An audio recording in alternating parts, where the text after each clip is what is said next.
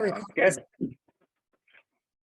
Hey everyone, good day, good morning. It's morning in Calgary. It's morning in probably all places in the world, Vancouver, but it's mid-morning here in Toronto. I'm Carmelia Ray. And I'm joined today by Robert Murray. Robert recently broke the Guinness World Record for furthest distance on a bicycle with no hands. First of all, what kind of training do you have to do to beat this world record? And who is the previous world record holder? Do you know? I do know, yeah. So it was actually originally broken in 2017 by a man who lives in India, and he's actually the first one to break the record and came up with it because there's actually a record out there for furthest distance cycle with no hands in 1 hour, which is 37 kilometers, which I don't even think I could do that on a good day. But, Okay. so he actually is approached Guinness World Records and did furthest distance overall, and he did 122 kilometers. And then I beat him by doing 130. 130 kilometers. How Yeah. long, so did you go in a circle? Did you do like a figure eight? Yeah. Where was this done? Yeah, so honestly, a lot of the hardest part of the planning was just finding the venue to do it, because for the record to be official, there's a bunch of rules that I had to follow to make sure it does get certified. And one of those is I needed to find a closed track and basically just do laps around. So I found a parking lot. I did it at Crossroads Market here in Calgary. And I had to find a land surveyor who measured out the track, and I had to do 452 laps in this parking lot. 452. So you would have had to make sure that you went to the bathroom, you were really hydrated, or were you hydrated? Did you have the water bottle nearby, or did you have people cheering you on? Yeah, absolutely. So another part of the record is I needed minimum 2 witnesses and 2 timers present at all times to help verify the record.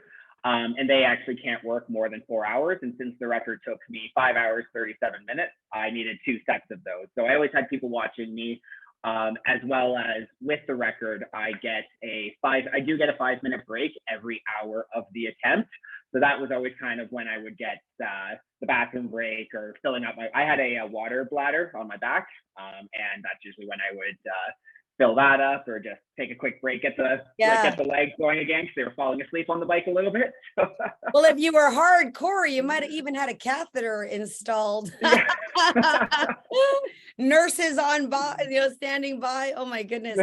So you could take that 5-minute break, but what would that 5-minute break, that's timed, you got to do whatever you got to do within that 5 minutes just to make it official. Like if you went 7 minutes, it'd be done, right? Essentially, yeah. So I only took about 3-4 minutes per break. And then I didn't even take my last break. I just powered through the last hour and 40 minutes. I just went through it because I just wanted to get it done. But so it was all times, and then a lot of paperwork that was involved in getting it all submitted to the Guinness World Records. Do you have something to show? What do you get? Are you in the book, or is there a plaque? What did they give you? So currently I'm still waiting for the results, but I've submitted all my evidence to Guinness World Records, and it takes them about 3 months to actually verify the results. So hopefully, probably another month or 2 away, but I'll get a certificate with Guinness World Records just confirming the record, and then I don't know, hopefully a spot in the book in a future edition. Oh, I would love that. I will buy a copy. So tell me what you did it for. That's the most important part of it. Absolutely. And how did that come about? Yeah, so I did, as part of the attempt, I was leading up to it, I was raising money for Alzheimer's research. And the idea behind that was Alzheimer's is something that runs in my family. My grandma has since passed from it. And it's, anyone who knows, it's pretty hard disease to live with or see someone living with, because you can just see their mind slowly slipping throughout the years. So it's a cause that's always been near and dear to my heart, and just the ability to raise money and awareness in any capacity was incredible. That's that was kind of the driving force behind doing it as well. Wow, that's great. So not only did you break a record, but you had a purpose and a passion behind it, so that if you got tired, you have to remember grandma telling you, no, you Yeah, keep going. What absolutely. what does it take to why did you think of that particular Guinness World Record? Like it's always one, I always wonder, like, who wants to do these kinds of things, and what makes you, like, you're the world record holder, like what makes you so good at riding with no hands, like.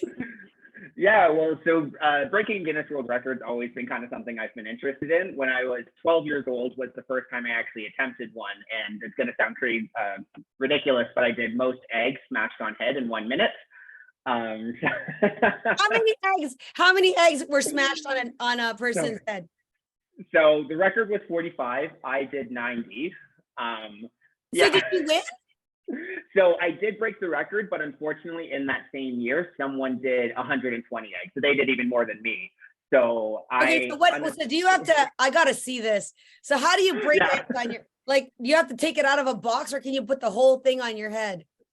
Nope. So I had 90 eggs laid out on a table. They were on a towel, so they wouldn't roll around. And it's quite literally head to table across. Oh, you gotta bang your head on the table. Oh my goodness. Over. Yeah. So I was 12 years old when I did that. And I've always wanted to break a Guinness World Record since. Biking is something I've always done, and biking with no hands, I've been very confident in. So I thought this could be the record, and I figured it's a big enough scale that it's the Alzheimer's can tie in nicely for the fundraiser, because if the event did smashing eggs on my head, that was only a 1 minute attempt, where this was the course of a day that I was attempting. Yeah, and you want to, the funny part of that is you want to protect your brain and not show that you're smashing yourself. Think about, I mean, that was a nice, friendlier way, but certainly involves more commitment. You're already riding a bike 4 hours consecutive, or 5 hours consecutive. What bike did you ride, and what kind of seat? Because normally when you think about seats on was it a 10 speed? Like, what kind of bike did you choose?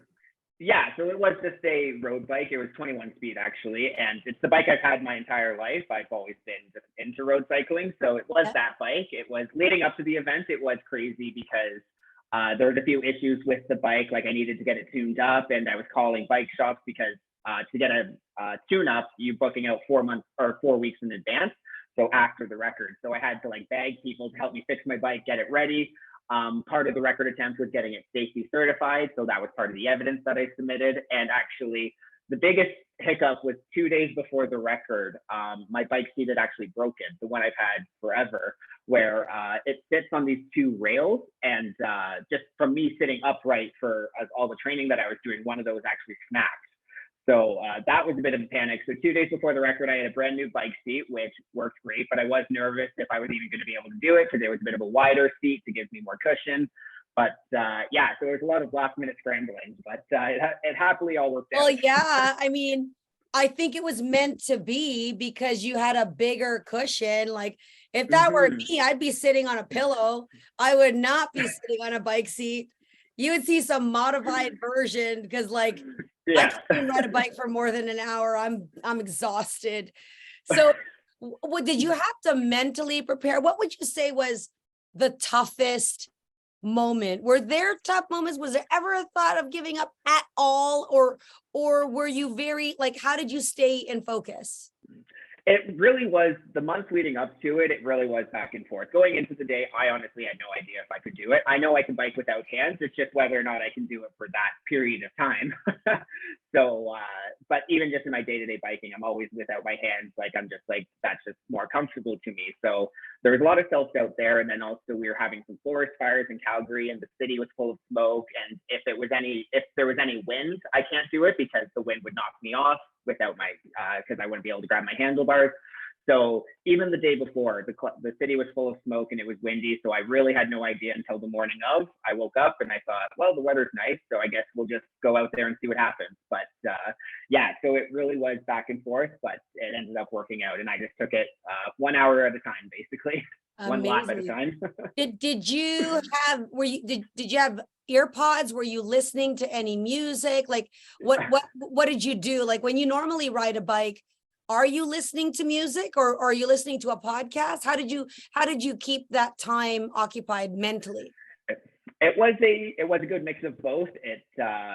With some music, some podcasts, and then of course I'm doing the laps, and I have like my support crowd on the side. So they did a good job keeping me motivated, and keeping my head in it, because but it was a lot of just like kind of tuning it all out, and we're just doing the laps. Really there was only one time when I lost like my focus, and that was after. So I beat 122 kilometers. So I did beat the record, but I was going for 130, and that was the plan. And there's one time in the video where you see me reach for my handlebars because I just forgot, and then I pull back. So that's the only time in the 5 hours. That was after the 122, right? Yeah, and that's like after I beat the 122, that's when the pain really set in. Like, it didn't cross my mind. I was like, I'm beating this record. But once I beat 122, that's when I was like, oh wow, this really does hurt. What was the recovery process like? So you beat it. Did you get to your 130? Like, were you adamant about achieving that? Okay. And yeah, so the official record was 130 kilometers, 0.28. Yeah, something like that. And then how do you cry? Do you just say, oh my God, like, what was your reaction? And when you got off the bike, because you didn't take your last break, was it like jello? Like, what was the recovery process like? And when do you feel like you actually healed, like your muscles were given a break? It was, honestly, the worst part about it is because it wasn't physically demanding, just because I wasn't pedaling fast. I was just keeping a consistent pace. So that wasn't the issue. I actually got pretty sunburnt that day. So I had some nice tan lines from my bike outfit. Okay. And then just my legs falling asleep. It took a few days after where there was a bit of numbness in my legs just from cutting off all circulation. Right. But in terms of like the physical aspect, it really wasn't too bad. Okay, so physically you could handle it. Did you bike longer than 2 hours before you tried to break the Guinness World Record? Like, did you actually practice with no hands for a couple of hours, or did you just know, like, I can do this? Leading up to I didn't have the venues. It happened all very quickly because I've been kind of wanting to do this for a couple years now. And then I was actually going to do it in 2020, but then the pandemic hit, and then just other factors in life.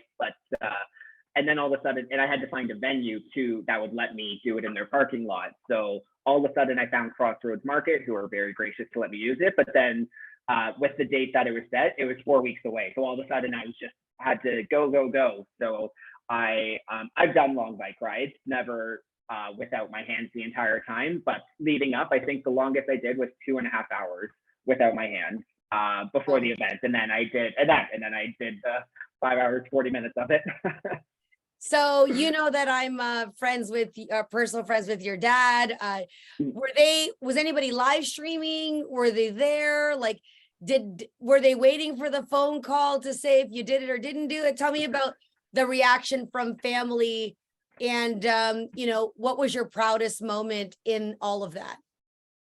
Yeah, so it was cool because my parents, I was very lucky. They actually were able to come out. So they flew in that morning. So they actually came in about an hour and a half into the attempt. So I was already on the bike going. And like I said, it wasn't being live streamed, but we were filming the entire event because I had to submit the full video to Guinness World Record as well as part of the evidence. So yeah, was lucky that my parents were there, and they were great. They kept my nieces entertained. They brought pizza for all the volunteers. So they kept the party going while I was doing the laps. Amazing. So when you got off that bike, what did your legs feel like? Was it hard to, like, again, you seem to be like, oh, that was cool. So physically it wasn't that difficult for you. It was more the mental game. It really was more the mental game. It's like I said, I wasn't going at a fast pace on the bike. I really was just kind of keeping a consistent speed. So I wasn't like huffing and puffing at the end of it. It was good. It was nice because I got off the bike and then everyone swarmed and all the high fives, all the congratulations. There was a few news cameras there inside, so I did a few interviews after. So it was a cool experience, and I'm glad that leading up to the event, I really had no idea how it was going to go. So I'm happy with the result that I got. Yes. And for those of you watching, It was really, really hard, okay? It was not easy. He's making it sound easy. Nobody break this record ever again, because doing the smash and egg thing, right? Where like let him enjoy this moment, okay? Yeah. Robert, I gotta be your publicist and agent. Just tell people how hard it was. It was so hard. Yeah. I shouldn't downplay how hard it was. There was a recovery time. It's just a different recovery time than what people would think. Yes, but at the end of the day, a very good cause. How did you deliver? So the funds that were raised, was it based on your accomplishment of doing that, and that they'd give you the money? And did you give them a check? Like how was the Alzheimer's Society in Calgary? How did they receive that? Yeah, so I was working with them when I first started the event, or when I first announced it, that once I had the location, I actually had a GoFundMe page linked directly to their website, so people could donate through that link. And then, so I was gathering donations. I actually have an ice cream bike with a freezer attached to it that I sell during the summers, and I was raising money through that leading up to the event. And then after the event, the fundraiser went for another week, because once I started getting the publicity and once I broke the record, then people were interested. Yes. So a lot of the donations came in then. But yeah, no. So, and then I even had Alzheimer's were present at the event as well. I had a representative, and she acted as one of the witnesses, and it was cool to meet her and just talk about, learn about her experiences as well, and why she's doing what she's doing for Alzheimer's. Well, thank you. Yeah. I'm like thinking I was gonna make a little funny joke, but might not be so. Hopefully people will remember what you did. But of course, those funds will help those people who are dealing with Alzheimer's. So thank you for your time and generosity. And if I'm ever in Calgary, I will look for your bike ice cream stand, because I love it. Just make sure you use both hands if you're going to be dropping. Absolutely. Is there anything else you would like to share with the audience that's watching right now? And congratulations to you. Yes, thank you. And thank you for having me on today. No, I'm just very proud of the outcome. And for anyone watching, Alzheimer's is something that's near and dear to my heart. And it's not something that you don't need to break a Guinness World Record to show your support to the cause.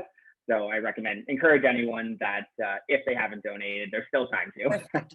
Well, what I will do, if there is a specific, I know your fundraising is over, but listen, given your passion for it, and as well, I run a YouTube channel with a doctor friend of mine, a battle to end Alzheimer's, which is what interests me in meeting with you and speaking with you here about that, because I do know the importance of having that research and doing what we can to prolong that time that you have with that special someone. And in fact, there's a lot of education and material that people should have access to. And so for you raising awareness like this and highlighting it, perhaps will give people more of an inspiration to either get themselves tested, do what they can to keep their brain intact, the right foods, and getting enough sleep, and whatever all those other things are. So thank you again. And I hope nobody breaks this record. Hopefully this one gets certified. I kind of think I'm like, I wanted you to beat that egg cracking record now, but we'll talk about that offline, and I'll maybe try to work that out with you. So we'll have to put something on your head. But thank you so much. And thanks, guys. Yes. Bye. Thank you.